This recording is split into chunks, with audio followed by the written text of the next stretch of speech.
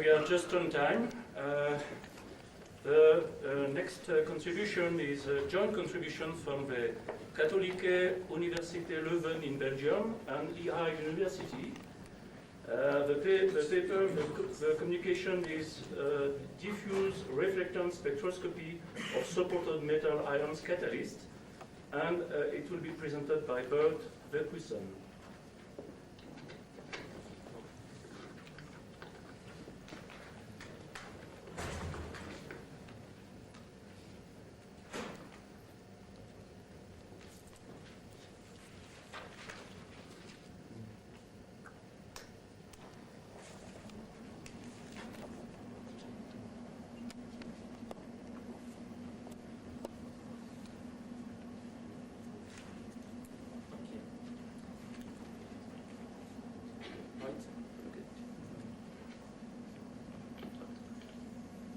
You want to dim the light? Okay. Good morning, Chairman, ladies and gentlemen. The title of the subject of my presentation is Diffuse reflectance spectroscopy of transition metal ion catalysts. Transition metal ion supported on inorganic surfaces like here, just the gray layer, are known in the industry from the production of, to be active in various productions. And in the following table I've given such of these commercially important catalysts, metal supported catalysts. The catalyst, the product, the production, and the sales. My first example is chromium on silica. Chromium on silica is known as the Phillips catalyst for the production of polyethylene, with a production of 4 million tons a year. Whereas chromium alumina is known for its hydrogenation, dehydrogenation properties. And a possible product is butene. So we can say that metal-supported catalysts are crucial in the chemical industry for the manufacture of various products. But the main problem with this system is that only a small amount of the transition metal ion is active. This is both from environmentally and economically point of view not interesting. And therefore it's worthwhile to try to develop structure, composition, reactivity relationships. But this is only possible if we know exactly the distribution of oxidation and coordination states of these transition metal ions. And if we are able to develop characterization tools in such a way that we can control catalyst preparation. And we have tackled these two problems by taking a model system. And our model system is chromium on a support. And in this model system, we can recognize 3 different levels. Chromium, the support, and interaction between chromium and the support. We have, first of all, synthesized series of silica aluminas with a different silica to aluminum ratio. We have then impregnated chromium onto these supports. And the chromium loading was fared between 0 and 8 to 8%. We have characterized this system by using diffuse reflectance spectroscopy. And the main goal of this talk is to show you how you can get as much as information from diffuse reflectance spectra of transition metal ion catalysts.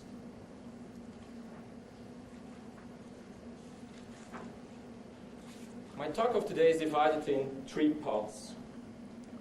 In the first part, I want to discuss with you how you can quantify different oxidation states by means of diffuse reflectance spectroscopy. In the second part, I want to introduce the use of chemometrical techniques in diffuse reflectance spectroscopy. In the last part, I want to relate the results obtained by diffuse reflectance spectroscopy with those obtained by other techniques. And these techniques are then Raman spectroscopy and X-ray absorption spectroscopy, EXAFS. My first point is then quantitative diffuse reflectance spectroscopy. Well, with diffuse reflectance spectroscopy, you can measure chromium 6, 3, and 2+.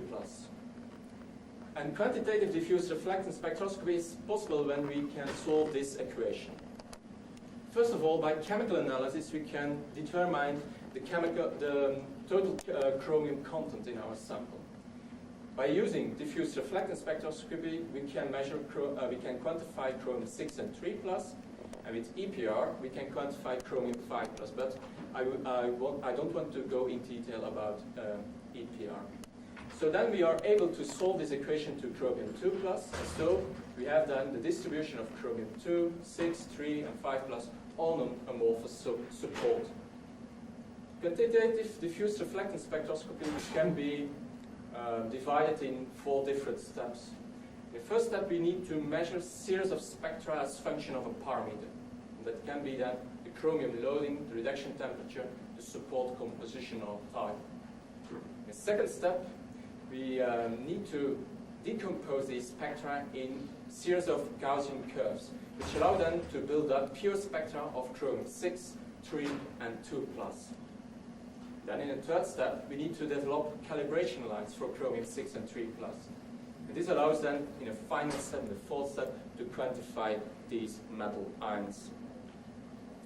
I want to illustrate these 4 points by using an example. And my example is chromium non-alumina support as a function of reduction temperature.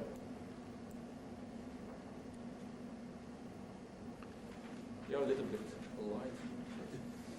Okay. So chromium alumina as function of the reduction temperature. Absorption as function of the nanometers, and in the z-axis we have the temperature of reduction. And the first spectrum here is chromium alumina after calcination. And the other spectra are obtained after reduction for increasing reduction temperature. And the final spectrum, for example, is one obtained after reduction at 600 degrees with carbon monoxide. The first spectrum is characterized by 2 strong absorptions in the UV region, 300 and 270 reciprocal nanometers, which are typical oxygen chromium 6+ charge transfers. And in this case, it's due to chromate. And these bands decrease in intensity by increasing the reduction temperature. And we have the formation of new bands in the near-infrared and visible region. These are DD absorption bands of reduced chromium, either chromium 3 or chromium 2+. Second step is now we need to decompose these spectra by using a deconvolution program in a set of Gaussian curves. I want to illustrate this by 2 examples. The first, the chromium on alumina after calcination, the first spectrum, and the last spectrum after reduction at 600 degrees with carbon monoxide.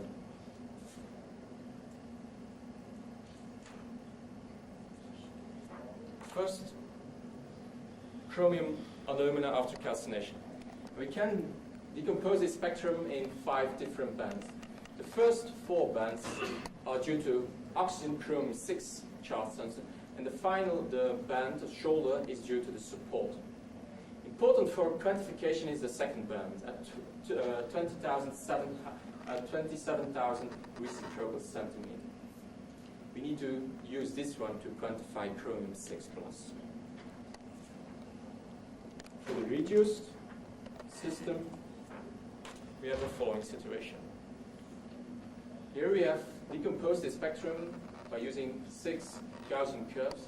The first one is pseudo-octahedral chromium 2, around 12,000 reciprocal centimeter. Then we have 3 bands of pseudo-octahedral chromium 3, 17,000, 23,000, and 33,000 reciprocal centimeter. A shoulder of the support, and also a band around 39,000 reciprocal centimeter, which is a charge transfer of a reduced chromium species. Important for quantification is this band here at 17,000 reciprocal centimeter for the quantification of pseudo-octahedral chromium 3. So my third step is then the development of calibration lines for 2 oxidation states of chromium 3 and 6+. I've plotted here intensity of chromium 6 as function of the weight percent of chromium 6 and 3+, and here the intensity of chromium 3. Chromium 6 calibration line can be extracted from diffuse reflectance spectra of the calcined samples. And when we are decomposing all these spectra as a function of the chromium loading, and we are plotting them, the band at 27,000 reciprocal centimeters as a function of the chromium-6 loading, we have thus chromium-6 as function of the 8% chromium-6, we obtain these yellow boxes. And one can see that the calibration line is almost linear over the whole concentration domain. So quantification of chromium-6 plus will give no problems. The situation is more complex for chromium-3 plus. Here we need to start from diffuse reflectance spectra of recalcined samples. And recalcination, that is a calcination after a whole of a successive reduction procedure. In these samples we have both chromium-6 and 3 plus. And by applying now the chromium-6 calibration line on these samples, we can quantify chromium-6 and 3 plus. And so by plotting them, the band at 70,000, the intensity of the band at 17,000 reciprocal centimeter as a function of the calculated chromium-3 plus concentration, we obtained the pink boxes. And it is clear that the calibration line is only linear in a small concentration domain. And this is then also a big restriction for the developed method.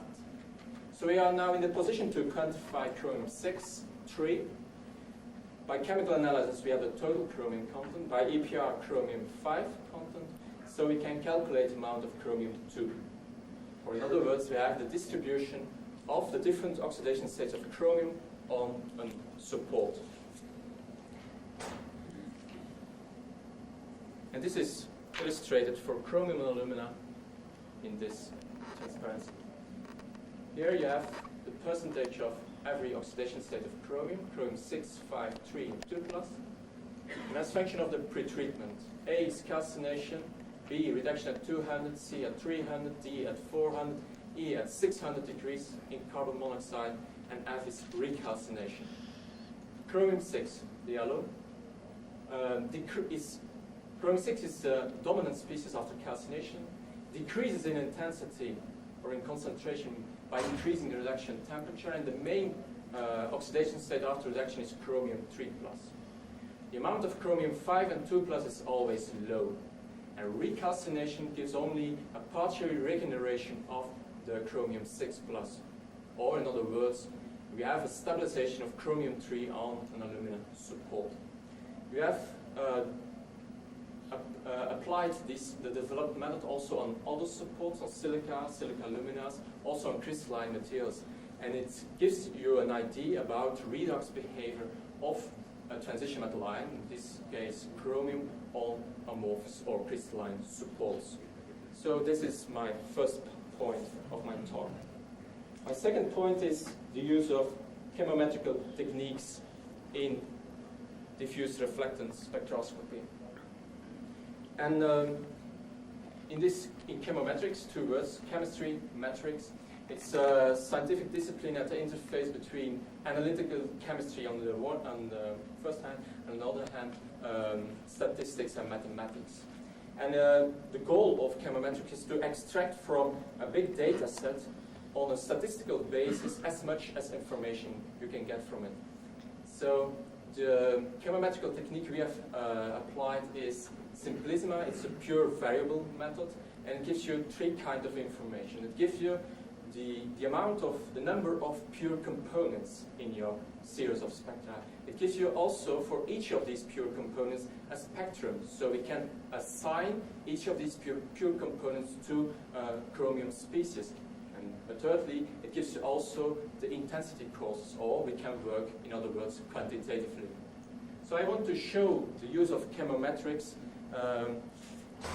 with the following example. And the following example is a series of diffuse reflectance spectra.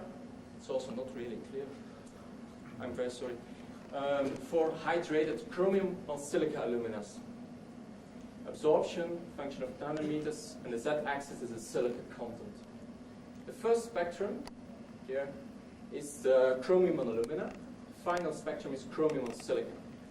And one can see that there are two main features, spectral features of spectral variations. First, we have the formation of a band around 450 nanometer when we are going from alumina to silica.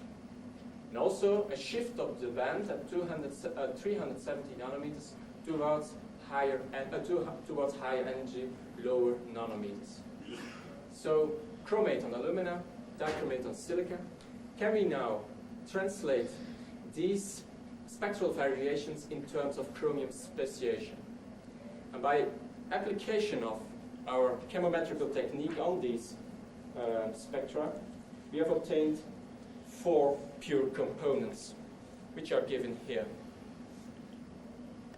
The first one has 3 main absorptions: 20,000, 21,000, 30,000, 40,000 reciprocal centimeter. We assign it to dichromate. Second one, 2 absorptions, main absorptions, 26 and 27,000 reciprocal centimeter, chromate. Then one with 3 absorptions. The first at 17,000 reciprocal centimeter, pseudo-octahedral chromium 3. And finally, one which has only a minor contribution to the initial data set, which is ill-defined, and we assign it to the support.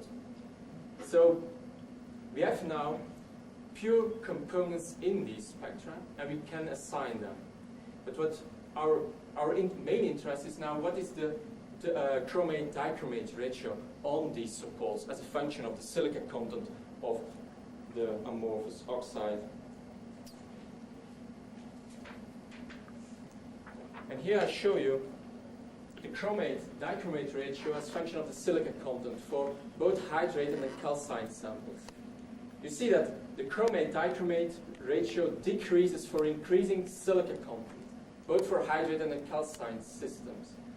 Or, in other words, you can say that chromate is a dominant species on a luminous surface, and on a silica surface you have mainly dichromate. That's my second point of my talk.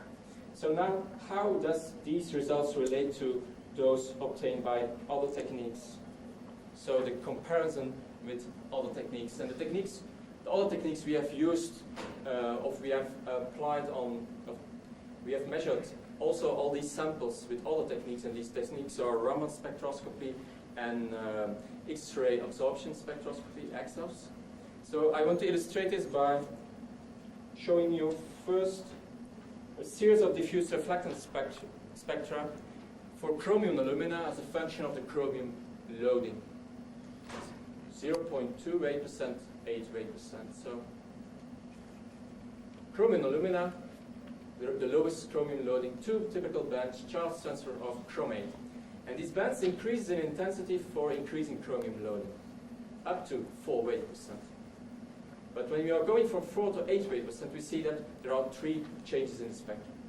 First, we see that the intensity is decreasing. So it's also confirming that you can only work quantitatively with diffuse reflectance spectroscopy when you are using low chromium contents. Secondly, you see a shift of this band to higher energy and also the formation of shoulder. Both are indicative for the formation of dichromate. Or, in other words, we have the shift from chromate to dichromate when you are going from 4 to 8 weight percent. When you are measuring now the same samples by using Raman spectroscopy, we have the following situation. Between 0.2 weight percent and 8 weight percent. The 0.2 weight percent, a band at 865, typical for chromate. And when we increase the chromium loading, we see that the intensity of this band increases, and also we have a shift to higher energy. And at the highest loading, 8 weight percent, we have a band at 900 reciprocal centimeter, which is typical for dichromate. And the transition from chromate to dichromate is now between 2, when we are going from 2 to 4 weight percent. So Raman spectroscopy is the technique when you want to discriminate between different polarization degrees of chromium-6. What now about X-ray absorption spectroscopy? Here I've shown you the results obtained for chromium alumina for a hydrated system, a calcined system, and a reduced system. You can get 2 kinds of information, bond distance and the coordination number around chromium. And so you have indirect evidence for the oxidation state of chromium. For the hydrated system, we have obtained the coordination number of 6, and we have also obtained a chromium oxygen distance of 1.75. When you're comparing that with chromium oxides, you can see that it is typical for an oxygen chromium 6+ distance. So in a hydrated system, we have to do with a hydrated chromate on an alumina support. After calcination, the coordination number decreases from 6 to 4, and consequently the bulk distance also decreases a little bit. But in any case, we have to do with the chromate species at low loadings on an alumina support. And after reduction, you see that the chromium-oxygen distance increases to 2.03. And when you compare it then with a octahedral chromium-3 ion, then you have oxygen-chromium distance of 1.965 angstrom. So we can say that after reduction, the main species is then an octahedral chromium-3 species on an alumina support. So up to the conclusions now. I've shown you that diffuse reflectance spectroscopy is a valuable tool for the characterization of supported metal oxide catalyst. You can work quantitatively with this technique, but in any case you need to use advanced mathematical tools. I've also shown you that the surface chemistry of metal oxides, in this case chromium, is strongly dependent on the loading, support composition and type, and the treatment. And then I want to finish my talk with some acknowledgements. First of all, I want to thank the National Fund of Scientific Research of Belgium for both a grant for as research assistant and a travel grant to visit the United States. Also a Richard J. Cook's Award of the North American Catalysis Society. Then some funding of the Fonds voor Collectief Fundamenteel Onderzoek and the Conceptuele Onderzoeksacties. And last but not least, all of you for your attention. Thank you. Thank you, Burt. Now we have plenty of time for discussion. So those who want to contribute to the discussion, please line up the microphone.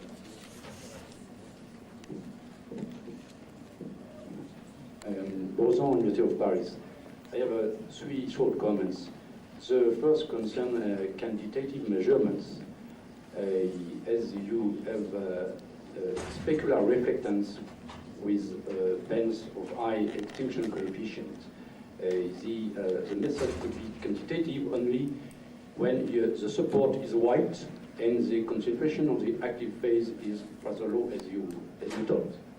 The second point concerns the presence of impurities. When you have 2 metal cations, you may have metal-metal charge transfer, and it can give you artifacts. And perhaps one of the most known is the case of sapphire, when there is a charge transfer between titanium and iron ions. But my third comment will be more positive. The charge transfer bands may be used in an analytical point of view because of their they are very sensitive. For example, with the cerium ions, we were able to detect at about 50 ppm of cerium on alumina or in ceria. So, in this area, even very small particle size can be detected, and the spectra are particle size dependent. This is the so-called quantum size effect, and it could be very, very useful when examining semi-conducting oxide particles. Okay. You say your first comment, that's you can work quantitatively when the Kubel-Combin function is valid, and it is when the reflection is higher than 0.5. That is Kubel-Combin. The absorption coefficient over the scattering coefficient higher than 0.3, I guess. Okay. We have in all these cases, the Kubel-Combin law is valid, so we can work quantitatively. The problem with chromium 3+ is not the intensity. The problem with chromium 3+ is that because you're working indirectly, you can't get directly good calibration lines. We have tried to use, for example, chromium 3+ impregnated on such support, and then plotting the intensity of the first band of octahedral chromium-3 plus as a function of the chromium loading. But it fails because also water has an important influence on the intensity in diffuse reflectance spectroscopy. So you need to have conditions of water contents which are as close as possible to those you're taking for your quantification. And so therefore it fails. Then the second comment about impurities, yeah, we have also tried the system of, in the beginning we have tried to use industrially prepared supports. And sometimes it fails, and maybe that's the reason. And therefore we have synthesized by salt gel procedures by our own silica luminas with different composition. That was the reason why I've prepared by our own.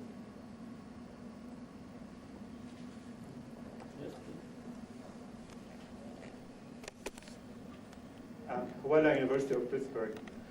You have related the speciation you get from diffuse reflectance to Raman, and there was an agreement, and you said that the chemistry can be predicted based on the IEP of the support. Yeah. In the abstract. Okay. I would like to question this, that it should be the IEP of the final oxide, because when you put chromium on your support, you decrease the IEP. So the nature of the species should be determined by the final IEP, not the support alone. That's correct.